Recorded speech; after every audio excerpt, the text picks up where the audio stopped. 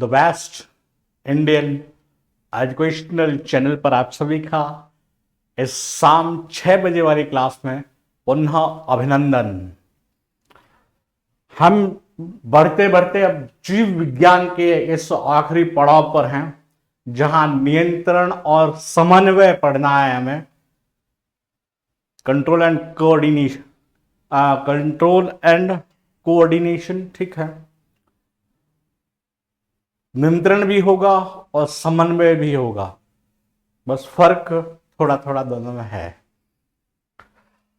कुछ चीजें दे रखी, एक प्यारा सा ब्रेन आपके सामने है और इधर मेरुरज्जु। और ये आज के दौर में विज्ञान से हट गया है, लेकिन जब तक हमने पढ़ा था तब एक प्रायोगिक यहीं से शुरू थे। और जब तिलचट्टे को, कॉकरोच को अध्ययन किया गया था नारू से, तो इस तरह की एक निरूपित चित्रात्मक इसका निरूपण होता है। हम बढ़ें अपने टॉपिक की तरफ।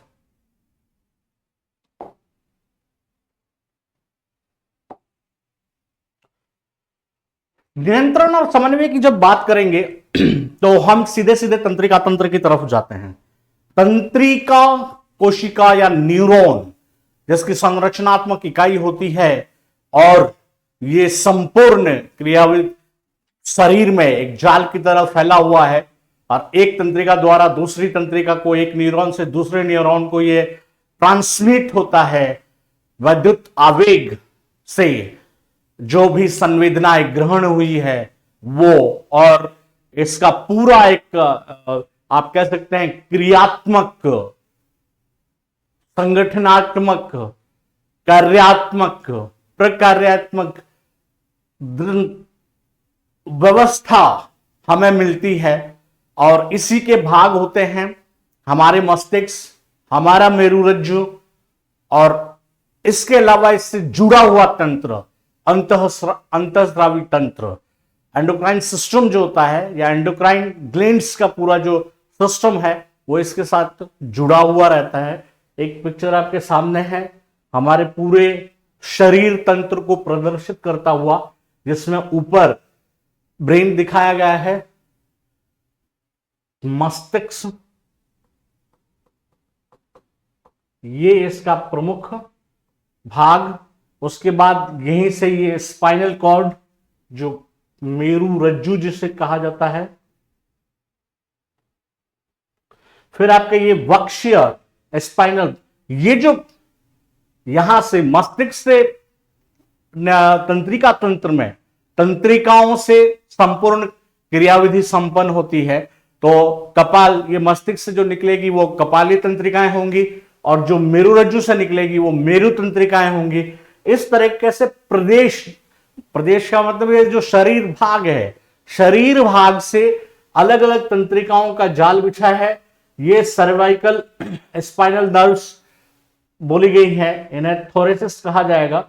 ये ग्रीवा आप कह सकते हैं, ग्रीवा कशेरुक तंत्रिकाएं,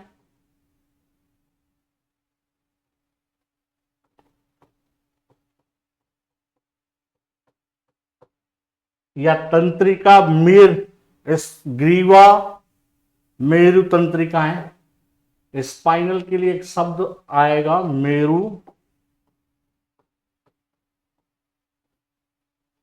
मेरु तंत्रिकाएं। ये वक्षीय मेरु तंत्रिकाएं हो जाएगी।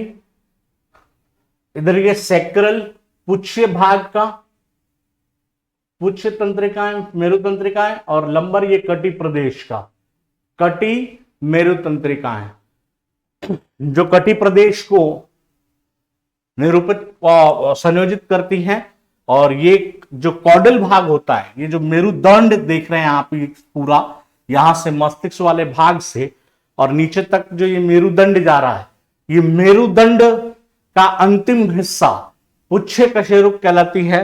और पुच्छ कशेरुक से ये जुड़ी होती है सैक्रल, आपकी जो स्पाइनल नर्व्स होती हैं, इसे कॉर्डल पार्ट भी कहा जाएगा। कॉर्डल स्पाइनल नर्व्स जो होती है अब आ जाइए आप इसके जो उन विशिष्ट बातों की तरफ कि जिस तंत्र के द्वारा विशिष्ट अंकों का नियंत्रण अंगों और वातावरण में सामंजस्य स्थापित होता है उसे तंत्रिका तंत्र कहेंगे। और सबसे बड़ी काम की बात यहां से, इसका निर्माण कहां से होगा? एक्टोडर्म से।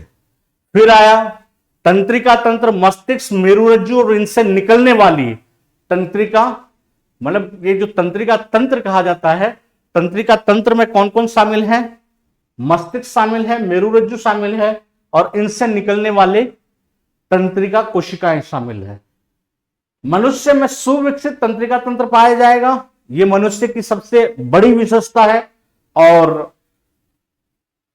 मानव तंत्रिका तंत्र एक ऐसा तंत्र जो वातावरण के मध्य और विभिन्न अंगों के मध्य सामंजस्य स्थापित करने के साथ ही अन्य कार्य को भी नियंत्रित करता है।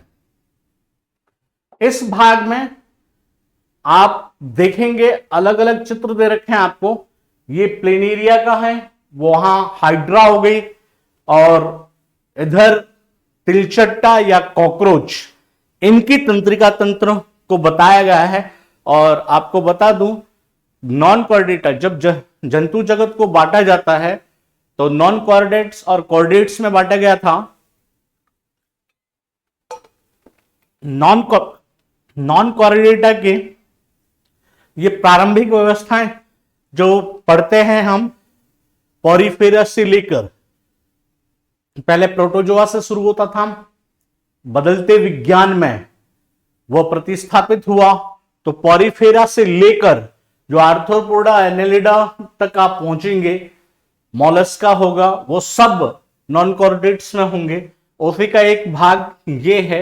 यहां आप नजर डालें तो जो नर्व सेल्स है एक छोटे आकार की कोशिकाओं के जरिए बनी हुई होती है, इतनी विकसित नहीं है क्योंकि ये प्रारंभिक जीव हैं। प्लेनेरिया में थोड़ा सा इसने अपना एक आई स्पॉट के साथ ब्रेन की उपस्थिति है और नर्व कोड्स का निर्माण हम देखते हैं ट्रांसफर सेक्शन में, यानी ये अपनी प्रारंभिक अवस्था में है जहां से मजबूती लेगा।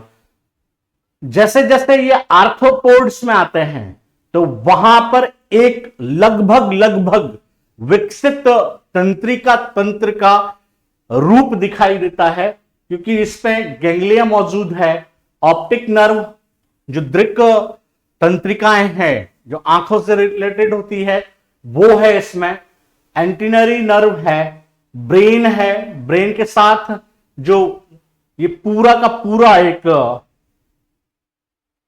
गैंग्लिया संरचना बनी हुई है, मेरुगांठ की पूरी तंत्रिका बनी हुई है। और इससे पता चलता है कि नॉन कॉर्डेट्स जीव में भी तंत्रिका तंत्र विकसित रूप में आ गया था। मतलब नियंत्रण और जो समन्वय था, ये चीजें क्या होती हैं वो समझना। किसी व्यवस्था को प्रारंभ करना और समापन, और इसके बीच उसका पूरा अरेंजमेंट, ये बटा हुआ इसमें है। तंत्रिका तंत्र सिर्फ जंतुओं में पाया जाता है, जबकि पौधों में ये अनुपस्थित होगा। ये इस भाग की सबसे महत्वपूर्ण लाइन कि पौधों में तंत्रिका तंत्र नहीं पाया जाता है, लेकिन ये जो नियंत्रण और समन्वय है ये वहां पर होगा। किस रूप में होगा ये हमारे इस स्लाइड का भाग, अगली स्लाइड का भाग होगा। एक कोशिकीय प्राणी जैसे अमीबा है, इसमें तंत्रिका तंत्र नहीं पाया जाता है। यह आपके लिए प्रश्न की शुरुआत हो गई यहां से कि तंत्रिका तंत्र नहीं पाया जाएगा। हाइड्रा, प्लेनेरिया, तिलचट्टा और अमीबा। तो जो अमीबा है, क्योंकि वो तीनों बहुकोशिकीय हैं, और ये जो है वो आपका अमीबा एक कोशिकीय प्राणी है, इसमें ये नहीं पाया जाता है।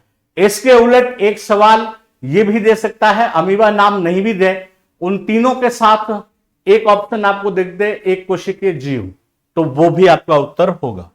हाइड्रा, प्लेनेरिया, तिलचट्टा में ये पाया जाएगा।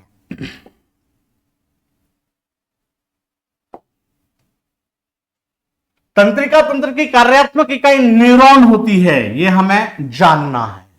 न्यूरॉन साधारण सवाल इस भाग से अगर आया, साधारण का मतलब एक ऐसा सवाल जो बिल्कुल ही आना चाहिए आपको, तो वो तंत्रिका से, न्यूरॉन से होगा कि तंत्रिका तंत्र की कार्यात्मक और संरचनात्मक इकाई है, तो वो न्यूरॉन होगा। फंक्शनल एंड स्ट्रक्चरल यूनिट जैसे बॉडी का होता है सेल, ठीक वैसे ही तंत्रिका तंत्र का या नर्वस सिस्टम की यूनिट जो है वो ये होगी। तंत्रिका कोशिकाएं वातावरणीय परिवर्तन की सूचना को संवेदी अंगों से प्राप्त कर विद्युत रासायनिक आवेगों के रूप में इनका प्रसारण करती है, और विद्युत रोधी तंत्रिकाएं चारों ओर से माइलिन आच्छाद से घिरी होती है। अब समझना कि यह सूचना जो है, सूचना का संवहन जो होगा वो संवेदी अंगों से होगा, और किस रूप में होगा, इनका संचरण विद्युत रासायनिक आवेग के रूप में होगा। संवेदी अंग से सूचना ग्रहण करके विद्युत रासायनिक आवेग के रूप में इनका संचरण हुआ। यहां से ध्यान रखिएगा, इसका संचरण विद्युत आवेगों के माध्यम से होता है और फिर ये ट्रांसमिट करता है बातों को। उस समय इसका रासायनिक क्रियाएं होती है, उन रासायनिक संकेतों के या सूचनाओं के माध्यम से फिर इस प्रसार को वो आगे बढ़ाता है। शरीर में सबसे बड़ी सेल है न्यूरॉन्स जो है। ये न्यूरॉन पे आया दूसरा सवाल। न्यूरॉन की संरचना ऐसी है कि जल्दी से शरीर में संवेदों को ले जा सकती है, और ये तंत्रिक तरंगों या तंत्रिका आवेग के रूप में होते हैं। सिनेप्स के अंतर्गत तंत्रिका आवेग का संचरण एक तंत्रिका कोशिका से दूसरे तंत्रिका कोशिका में, एक तंत्रिका कोशिका से दूसरे में, या तंत्रिका कोशिका से पेशी कोशिका में एसिटिकोलिन द्वारा होता है। ये एक स्टैंडर्ड क्वेश्चन जो आपकी परीक्षा के लेवल का है। यह समझना, एक तंत्रिका द्वारा दूसरी तंत्रिका में जब पास होता है ना आवेग, वो नहीं लिखकर यहां पर लिखा है कि एक तंत्रिका कोशिका से दूसरे में, तो यहां तो तंत्रिका कोशिका की बात आ गई, या तंत्रिका कोशिका से पेशी कोशिका के अंदर, ये एक नई बात आई। क्योंकि हम पढ़ के जाएंगे तंत्रिका से तंत्रिका में ये ट्रांसमिट होता है, और हमें अब ये बताया जा रहा है कि तंत्रिका से पेशी कोशिका में ट्रांसमिट होता है, और किसके माध्यम से, एसिटिल कोलिन के माध्यम से। तो ये हुई सूक्ष्मता इस अध्ययन की कि जब हम पढ़ते हैं उस समय हम इतने अवेयर हैं या इतने सजग हैं कि ये छोटी लाइन का फर्क यहीं पे समझ लेना है।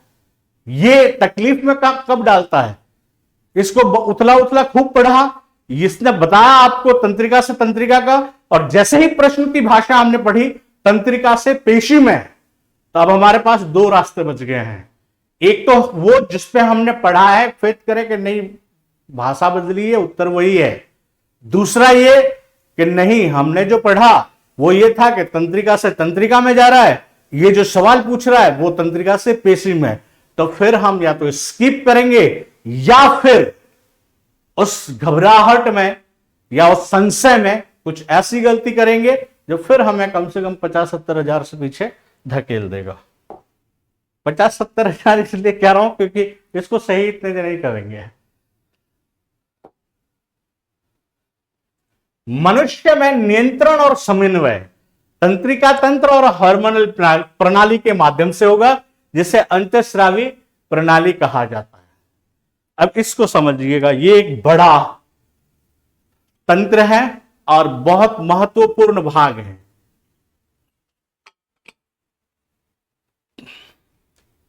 इससे पहले हम कहीं समझ चुके हैं इसे कि शरीर में कोशिका की यदि अनियमित वृद्धि होती है तो उसे बिल्कुल स्थानीय भाषा में गांठ बोलेंगे, और वैज्ञानिक भाषा में उसे ग्रंथि कहा जाएगा। गांठ इसलिए लिख दी है ताकि समझने में आपको आसानी रहे। ये जो ग्रंथि या ग्रंथियां बहुत सारी होगी, ये जो ग्रंथियां हैं ये शरीर में कुछ रसायन का सिक्रेशन करती है, रसायन का श्रावण करती है। उन रसायन को हार्मोन कहा जाता है, और इस हार्मोन का परिवहन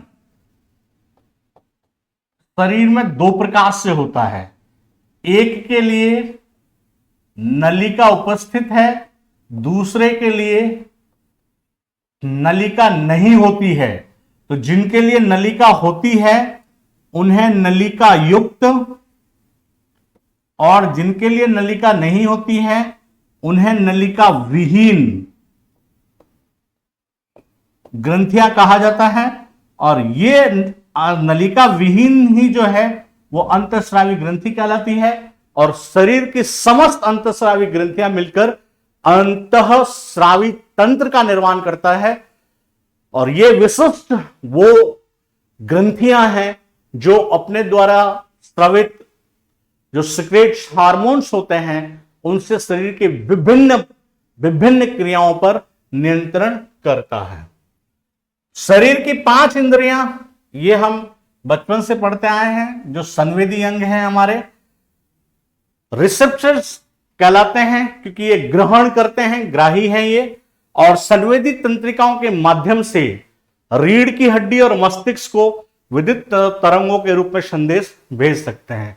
दूसरी को हम मोटर तंत्रिका कहते हैं, और ये क्या करते हैं, मस्तिष्क और प्रभावोत्पादक करने के लिए रीढ़ की हड्डी को प्रतिक्रिया पहुंचाता है। अब ये एक दूसरे दो प्रकार की इकाई है या संरचनाएं हैं। एक हमारी संवेदनाओं से सूचना ले जाएगी और दूसरी उस सूचनाओं को वापस वहां से लेकर आएगी जहां से हमने उन्हें भेजा है, और इन्हें शरीर का इफेक्टर्स कहा जाता है। यहां से शुरू होता है। अब तक ये आपको बाह्य जानकारियां, केवल जानकारियां आपकी तरफ जा रही थी। हमने इस पूरे अब तक के जो भाग में पढ़ा है वो उसका आधार इतना सा था कि तंत्रिका तंत्र क्या है, और वो तंत्र में फिर एक अंतःस्रावी तंत्र भी आता है।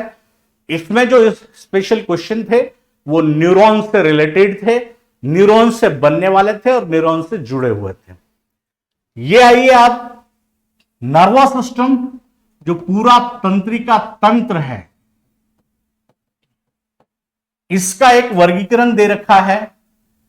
अब तंत्रिका तंत्र, इसकी इकाई क्या, न्यूरॉन, तंत्रिका कोशिका, न्यूरॉन से मिलकर तंत्रिका तंत्र बना है। इसके भाग केंद्रीय तंत्रिका तंत्र,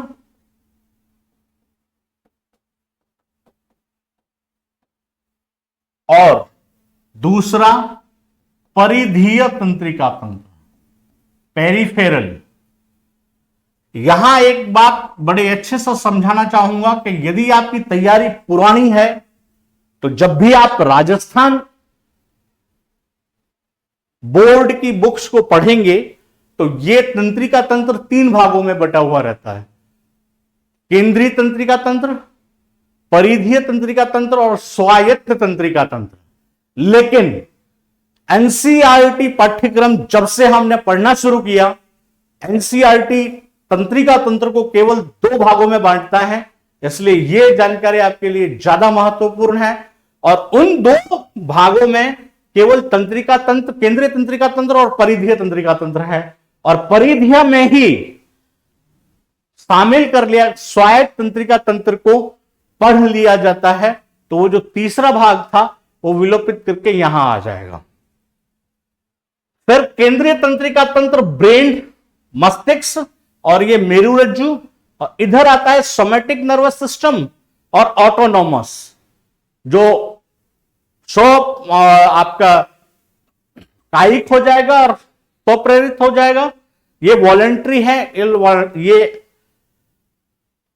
ऐच्छिक और अनैच्छिक, जिसपे आपकी कोई नियंत्रण इकाई काम नहीं करती हो, वो क्रियाएं जिसपे आपका कोई जोर नहीं हो। और इसके 2 भाग हैं, अनुकंपी और परानुकंपी। अनुकंपी और ये हो जाएगी परानुकंपी। ऐच्छिक और अनैच्छिक हो जाएगा।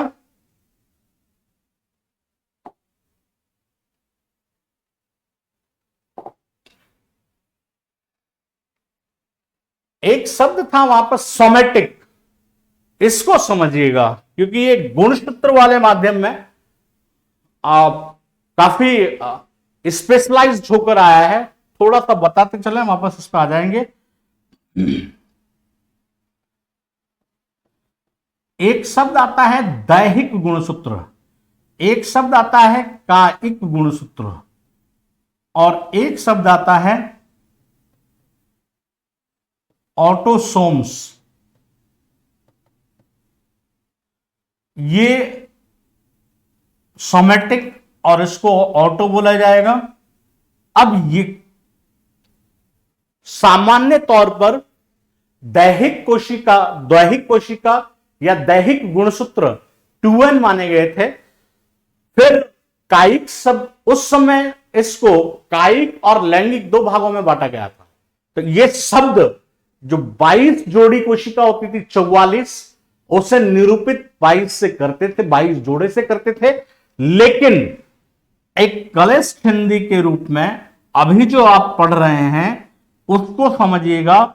यदि आपका सवाल कभी दैहिक गुणसूत्र से आता है तो ये 46 होगा, और ऑटोनॉम्स आते हैं ये काय होंगे, तब जाके ये 44 होगा। और आज के टाइम में अगर ये कायिक गुणसूत्र आपको पूछा जाता है या दैहिक गुणसूत्र आपको पूछा जाता है तो वो 46 का 46 ही होगा।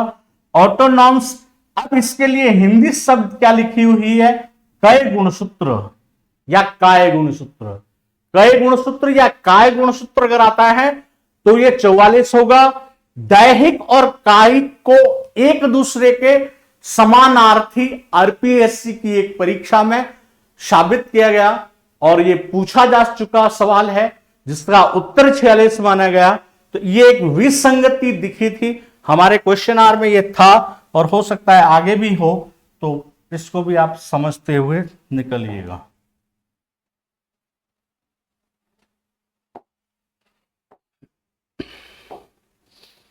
अब आइए, जो नियंत्रण में हमने केंद्रीय तंत्रिका तंत्र पढ़ा है, केंद्रीय तंत्रिका तंत्र का प्रथम भाग मस्तिष्क और दूसरा मेरुरज्जु।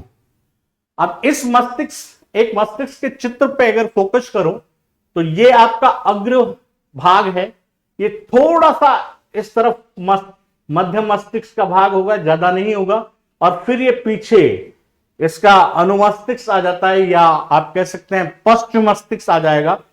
अग्र मस्तिष्क लगभग शरीर के 3/4 भाग को घेरता है और इसे प्रमस्तिष्क या सेरेब्रम नाम से भी जाना जाता है, और पश्चिम मस्तिष्क को अनुमस्तिष्क कहा जाएगा। मध्य मस्तिष्क में आपके लिए इंपॉर्टेंट चीज एक ही लाइन है, वो बड़ी प्यारी है, क्वाड्री जेमिना आपको पढ़ना है, अभी आ जाएगा आपके सामने। मानव मस्तिष्क सूचना विनिमय, आदेश व नियंत्रण का कार्य करता है। तापमान को नियंत्रित करना, मानव व्यवहार, रुधिर शोषण, रुधिर परिसंचरण, श्वसन, देखना सुनना, ये सब यहां पे देखना सुनना बोलना, इन सब का नियंत्रण यहां से होता है प्रमस्तिष्क में।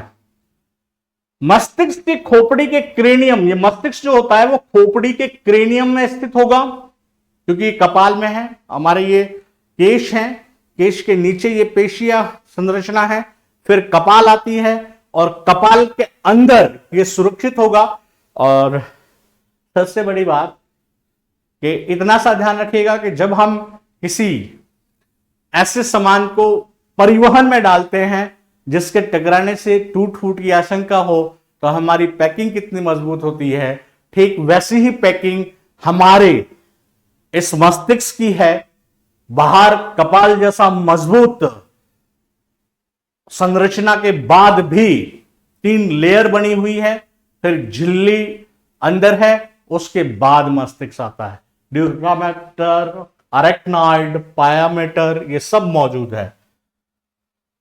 क्रेनियम मस्तिष्क को बाहरी आघातों से बचाता है। ये आपके बहुत सारे परीक्षाओं का सवाल है कि मस्तिष्क को बाहरी आघातों से बचाने वाली संरचना।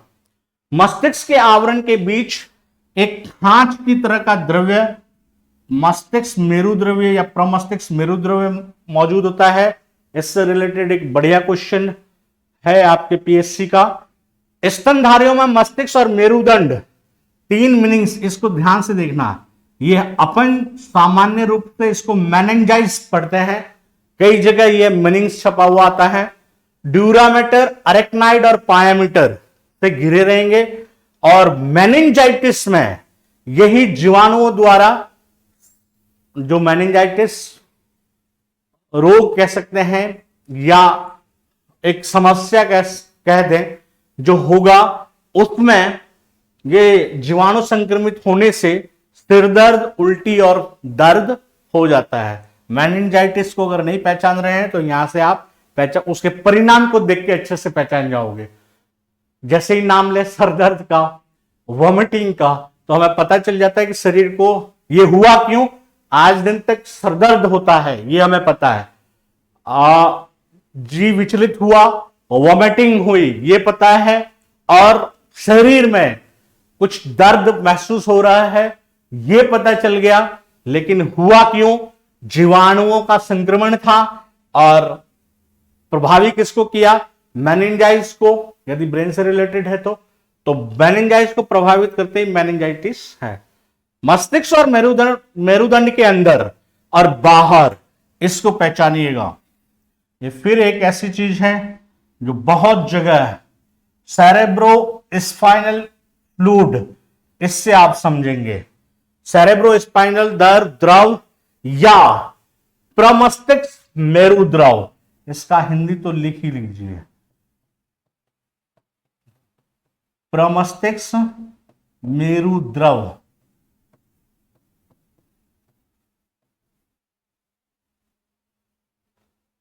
जो मस्तिष्क और मेरुरज्जु की बाहरी आघातों या धक्कों से रक्षा करता है।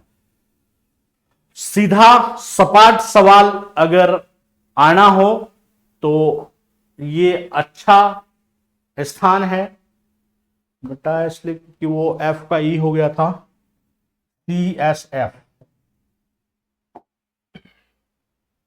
आइए आप अगले पार्ट में, इसमें हम एक ब्रेन की अच्छी तस्वीर देख सकते हैं, एक बढ़िया डायग्राम। और विज्ञान इसी पे रिलेट करता है, क्योंकि जब आप मस्तिष्क को बनाएंगे इस तरीके से तो ये जो अंदर की संरचना ये आएगी। ये अब इसके कुछ पार्ट हैं जिसको अग्रपिंड कह दिया, फिर वही पश्चपिंड हो जाएगा। कार्पस कैलोसम से ये जुड़ा हुआ होगा। इसमें ये स्ट्रक्चर है थैलेमस, हाइपोथैलेमस, पिट्यूटरी ग्लैंड। हम जब अंतःस्रावी ग्रंथि पढ़ेंगे तो ये दोनों हमें वहां पे अंतःस्रावी ग्रंथि के रूप में मिलेंगे, हाइपोथैलेमस और पिट्यूटरी ग्लैंड। ये पीयूष ग्रंथि है जो मास्टर ग्रंथि कहलाती है। इसकी अवस्थिति मस्तिष्क में होगी। और मस्तिष्क के भाग को जो अभी बताया था तो वो आप वापस बता दूं कि ये पूरा हिस्सा ले लीजिए, क्योंकि इसी में ये संरचना आ जाएगी। और ये आपके पश्च वाले पार्ट का भाग हो गया, जिसमें आपके पोन्स है, पोन्स से जुड़ा हुआ मेडुला होता है। और मेडुला का ही पिछला भाग आप आराम से देख लीजिए इसको, ये पोन्स जो अग्र भूरा हुआ फूला हुआ भाग, और ये मेडुला इसके ठीक नीचे। और मेडुला का ही नीचे वाला पार्ट जो है वो स्पाइनल कॉर्ड को बनाता है। मतलब मेरु रज्जु का निर्माण जो होगा वो यहां से हो जाएगा। ये सेरेबेलम है। और यहां पर एक विशिष्ट संरचना और जुड़ी हुई होगी, जिससे मेडुला ऑब्लंगेटा बोला जाएगा, जिसे हमने थोड़ी देर पहले मेडुला शब्द से देखा है। मेडुला से मेडुला ऑब्लंगेटा। और ये आपके सेरेबेलम और पश्च भाग। अभी थोड़ी देर पहले ये बताया था कि सुनना, बोलना, सोचना, ये सब इस भाग का है। अब इस भाग का एक विशिष्ट काम बताता हूं। स्मरण करना, याद रखना, आप सीधी रेखा में गमन करते हैं, ये आप पेंसिल से लिखते हैं, ये आपने साइकिल चलाना सीख लिया लेकिन उसको नहीं भूलते। हमने बचपन में साइकिल चलाई, अब नहीं चलाते हैं। साइकिल चलाने को कहा जाए और वापस शुरू करूं तो चला सकता हूं क्योंकि उसको भूला नहीं हूं। तो वो सब ज्ञान जो है वो इससे रिलेट करेगा। अग्र मस्तिष्क, मध्य मस्तिष्क और पश्चिम मस्तिष्क, 3 भाग आपको बता दिए। अग्र मस्तिष्क की बात करें तो ये आपका सेरेब्रम, याद रखिएगा इसका, प्रमस्तिष्क, थैलेमस और हाइपोथैलेमस, ये तीनों मिले हुए रहते हैं। बहुत समय तक इसका भाग माना गया था मस्तिष्क का, लेकिन बाद में पता चला कि ये एक अंतःस्रावी ग्रंथि है। तो वर्तमान विज्ञान इसको अंतःस्रावी ग्रंथि के रूप में निरूपित करता है। प्रमस्तिष्क थैलेमस से मिलकर अग्र मस्तिष्क का निर्माण होगा। प्रमस्तिष्क जो है वो मानव का 80 to 85%, मतलब एक अनुमानित भाग 3/4 जो बोला गया था उससे भी ज्यादा कवर करता है ये। यह बुद्धिमत्ता, स्मृति, इच्छा शक्ति, ये सब तो आपको बताने की जरूरत नहीं कि क्या क्या चीजें होती है और ये होता क्यों है वो जरूर देख लेना। ये जो सलवटे है ना, ये सलवटे जिसमें ज्यादा होगी वो कहते हैं कि इसका दिमाग बड़ा है।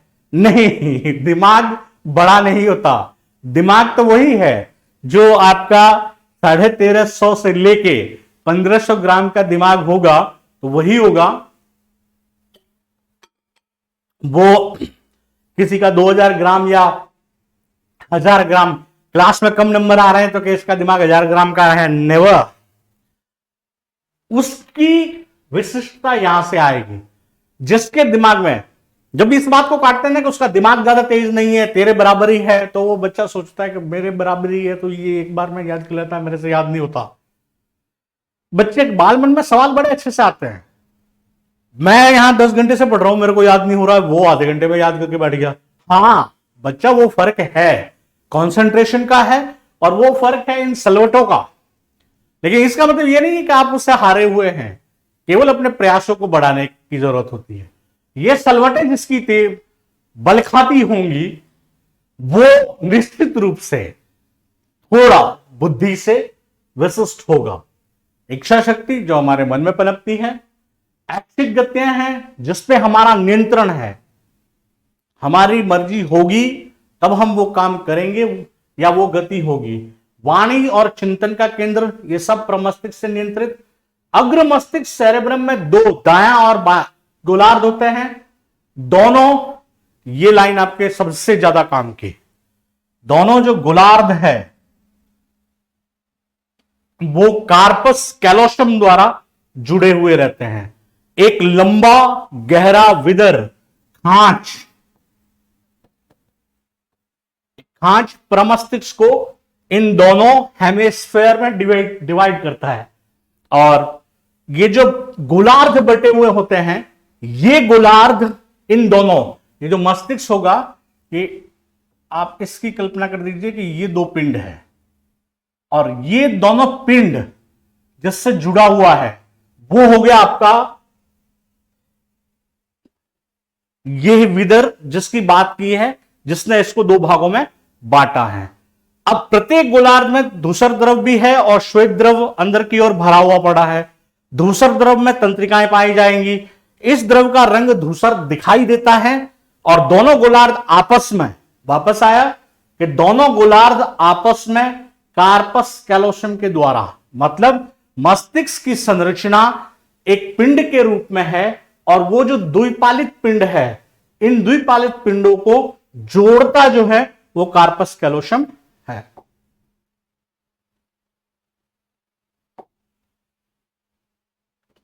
ये इसका दूसरा भाग जो मस्तिष्क को, अभी प्रमस्तिष्क देखा है हमने, फिर था थैलेमस, आपका हाइपोथैलेमस, और इसमें डायंसेफेलन वाला भाग, ये दोनों मिलकर, क्योंकि अब ये किसका हिस्सा हो चुका है, यह अंतःस्रावी तंत्र का हिस्सा हो चुका है।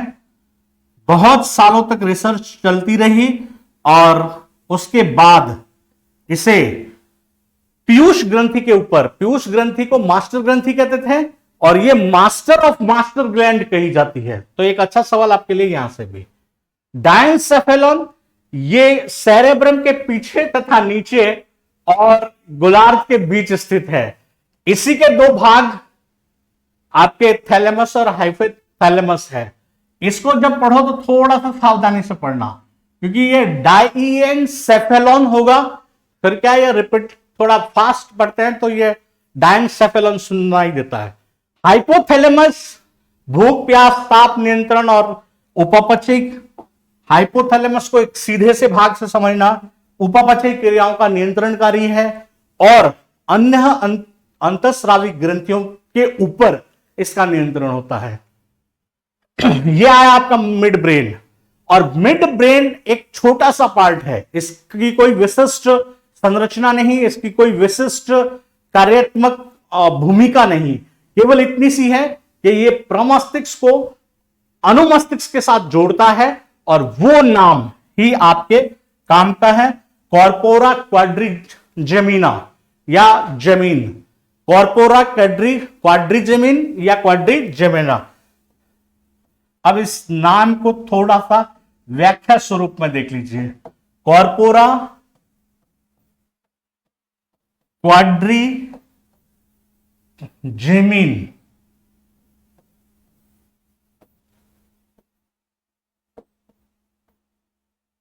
जब हम मस्तिष्क बोलते हैं तो कपाल बोला जाता है, और ये कॉर्पोरा क्वाड्रिजेमिन तीनों भागों को तोड़ोगे तो एक तरह का ये वो जमीन हो गई, जिसका क्वाड पार्ट ले लें और देना किसको है, कॉर्पोरा को।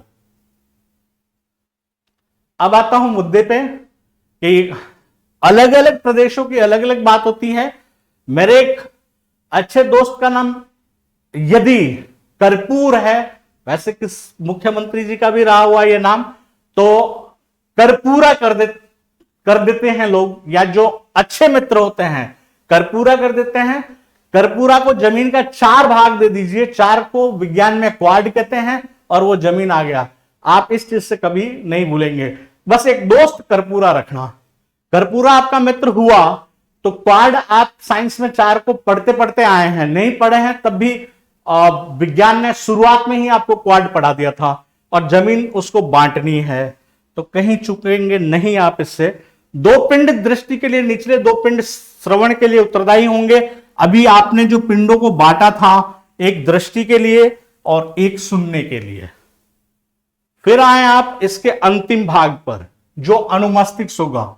ये वाला हिस्सा इसका अनुमस्तिष्क का है या मस्तिष्क का अंतिम भाग में है, जिसमें से मुख्य सेरेबेलम होगा, अनुमस्तिष्क वाला भाग, और ये उत्तरदायी है आपके जो कहते हैं ना कि छोटा मगज, याद करने के लिए या याददाश्त चली गई, वो सब क्यों कहा जाता है, क्योंकि अपन ने सुना वहां पे स्मरण वगैरह तो सब दे रहे थे आगे, लेकिन जो पर्टिकुलर आपकी क्रियाएं होती है, स्थायी क्रियाएं, वो यहां पे जमा हो जाती हैं।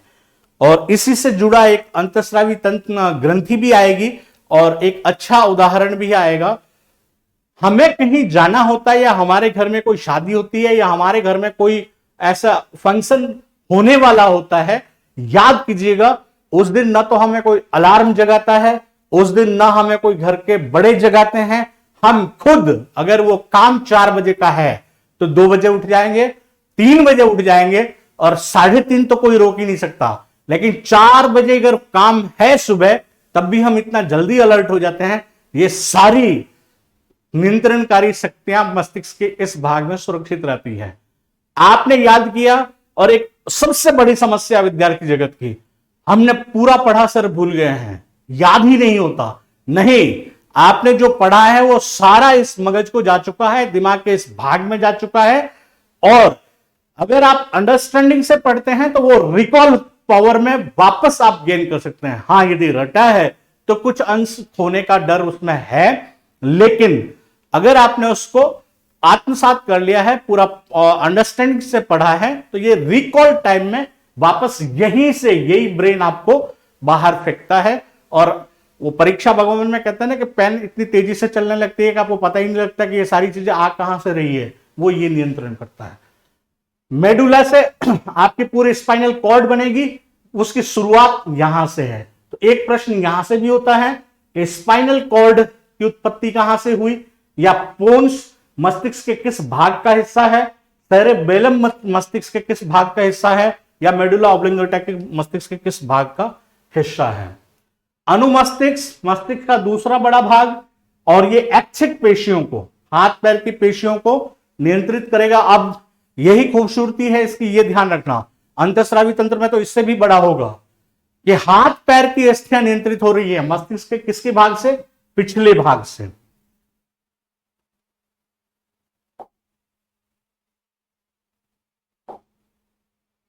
फिर आया आपका सेरेबेलम, और सेरेब्रम के ठीक नीचे इसकी अवस्थिति है।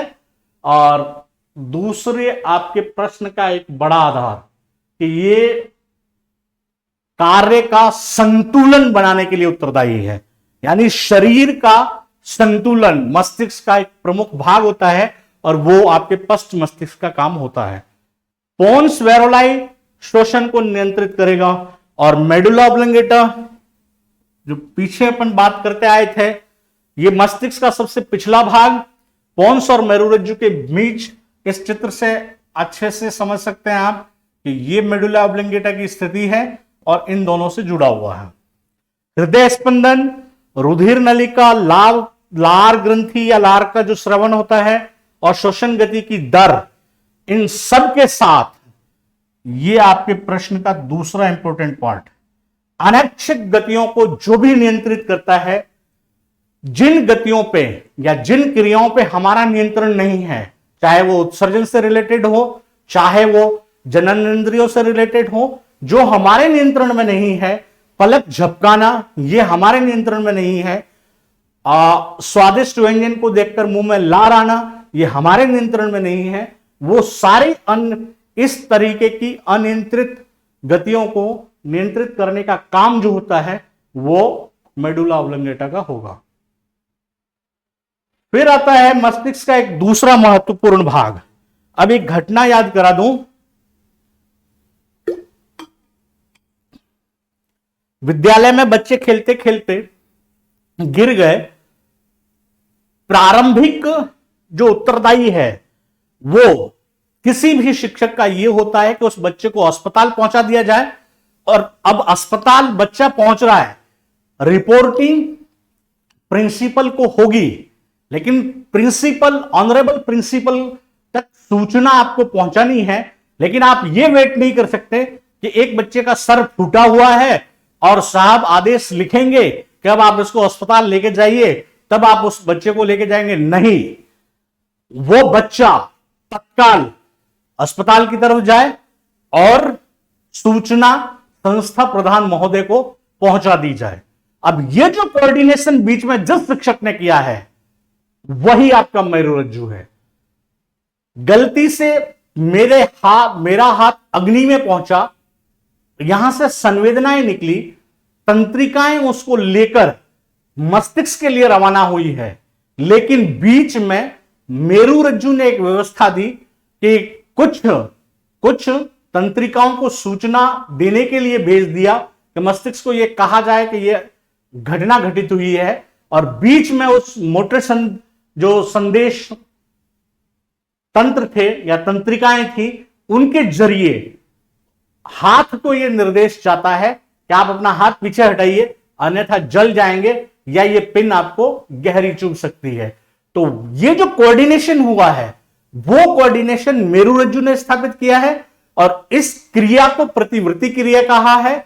और ये जो पूरा पाथवे था कि पहले संवेदना गई और फिर संवेदनाओं के बदले एक सूचना आई है और हाथ हटाया गया है, ये जो पूरा पाथवे बना है इसे प्रतिवर्ती चाप कहा जाता है।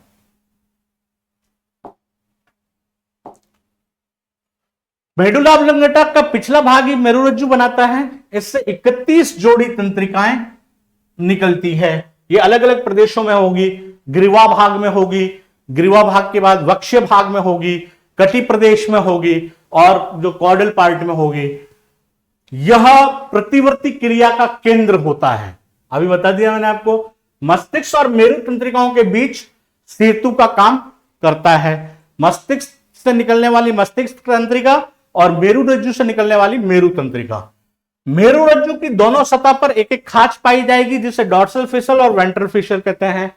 मेरुरज्जु के मध्य में केंद्रीय नाल पाई जाती है जिसमें सेरेब्रो स्पाइनल द्रव भरा हुआ रहता है। मेरुरज्जु के भीतरी स्तर को धूसर पदार्थ और बाहर को व्हाइट मैटर या बाह्य श्वेत पदार्थ कहा जाएगा। ये इसकी अवस्थिति बता दी, ये यहां इसका प्रारंभन बताया और ये पूरी आपके मेरुरज्जु का एक और इंटरेस्टिंग है, मेरुरज्जु हल्की सी बढ़ती है जब आप रात को सो जाते हैं। क्यों? जब आप रात को, दिन में आप खड़े हैं तो आप उसकी जो डिस्क है एक दूसरे के ऊपर बैठी हुई है, जब आप रात को सोते हैं तो ये फ्रीली डिस्क बढ़ जाती है। तो सुबह उठते ही अगर आपने अपनी लंबाई नापी तो कुछ अंश मात्र आप लंबे दिखेंगे। ये वो आपका सेंसरी नर्व पाथवे, यहां से अपने एक सूचना जाएगा और दूसरा इस बीच से वापस मोटर रूट के जरिए आएगी। प्रतिवर्ती क्रिया जो अभी कुछ देर पहले ये बता रहा था, यदि आपने गर्म में हाथ डाल दिया तो फिर वहां से वापस रिपीट होगी और वो रिपीट होने के साथ ही सूचनाएं जैसे यहां से गई, यहां से सूचना पहुंचा दी गई तो मेरुरज्जु आगे पहुंचा देगा और तत्काल प्रभाव से यहां से एक रिटर्न आता है जिससे वो काम हो रहा होता है। कुछ आवेग और संकेत जिनकी अनुक्रिया के लिए तत्काल आदेश की जरूरत होती है, ऐसे आवेगों की अनुक्रिया ये आपका मेरुरज्जु करता है और उसे प्रतिवर्ती क्रिया कहते हैं। और प्रतिवर्ती क्रियाओं का जो उदाहरण है वो आप अवश्य ध्यान में रखिएगा क्योंकि ये स्पेसिफाई क्वेश्चन होंगे और यही क्वेश्चन आपके लिए महत्वपूर्ण होंगी। खांसना ये प्रतिवर्ती क्रिया है, छींकना, उबासी, नेत्रों का झपकना और मध्यपट की गति, ये सब प्रतिवर्ती क्रियाओं का है। तो इस तरीके से हमने जो नियंत्रण और समन्वय, इसमें हमें 3 महत्वपूर्ण भागों से होकर गुजरना है। पहला मस्तिष्क, दूसरा मेरुरज्जु और ये दोनों भाग हमने कर लिए हैं। मस्तिष्क की संरचना और इसके कार्य। मेरुरज्जु से जुड़ा हुआ सबसे बड़ा कार्य प्रतिवर्ती क्रिया थी और प्रतिवर्ती चाप हमने आपको बता दी। और अब आएगा आपका अंतःस्रावी तंत्र से जुड़ा हुआ भाग और मध्य मस्तिष्क को कॉर्पोरा क्वाड्रिजेमिना जोड़ता है। यह आपके लिए एक अत्यंत महत्वपूर्ण भाग जो बताएगा कि 2 मस्तिष्क के बड़े भाग थे, बीच का एक मस्तिष्क खाली कनेक्टिंग है, जोड़ता है। अब हम अगली वीडियो में जो पढ़ेंगे वो ये कि हमारे पूरे शरीर में कितनी अंतःस्रावी ग्रंथियां हैं, उन ग्रंथियों के वो रसायन कौन से हैं और ये रसायन कहां असर करते हैं, क्योंकि वो जहां उत्पन्न होते हैं वहां उनका लक्षित अंग नहीं होता है। इन सब के साथ कल की शुभ संध्या वाली क्लास में फिर से मिलेंगे। आप सभी को हार्दिक शुभकामनाएं, चयन की अग्रिम शुभकामनाएं। जय हिंद, जय भारत।